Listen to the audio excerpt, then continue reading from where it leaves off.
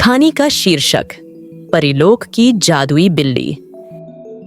एक बार की बात है, परिलोक में खुशी और चमक से भरा एक गांव था।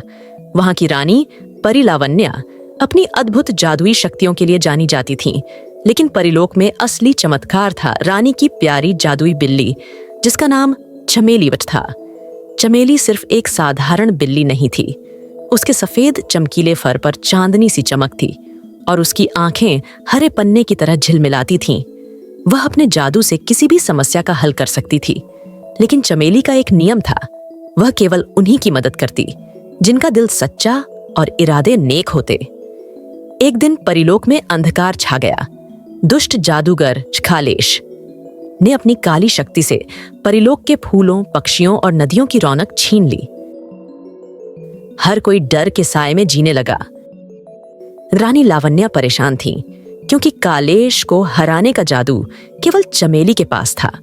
चमेली ने कहा, रानी साहिबा, इस बार मुझे किसी निडर और सच्चे दिल वाले इंसान की जरूरत पड़ेगी। वही मेरी शक्ति को जागृत कर सकता है।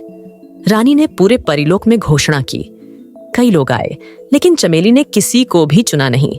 तभी एक छोटी लड़की खुशी चातिर आई, जो बेहद साधारण लेकिन साहसी थी। उसने कहा, मैं परिलोक को बचाने के लिए अपनी पूरी ताकत लगा दूंगी। चमेली उसकी आंखों में झांक कर मुस्कुराई। तुम्हारा दिल सच्चा है, उसने कहा। तुम मेरी शक्ति को जागृत कर सकती हो। खुशी ने चमेली के साथ मिलकर जादू की पुस्तक से मंत्र पढ़ा। जैसे ही चमेली ने अपनी पूंछ हिलाई, चारों ओर एक तेज रोशनी फैली। कालेश की काली शक्तियां टूट गईं और परिलोक में फिर से रंग और खुशियां लौट आईं। रानी लावण्या ने खुशी को परिलोक का सबसे बड़ा सम्मान दिया और कहा, तुम्हारी सच्चाई और हिम्मत ने परिलोक को बचा लिया।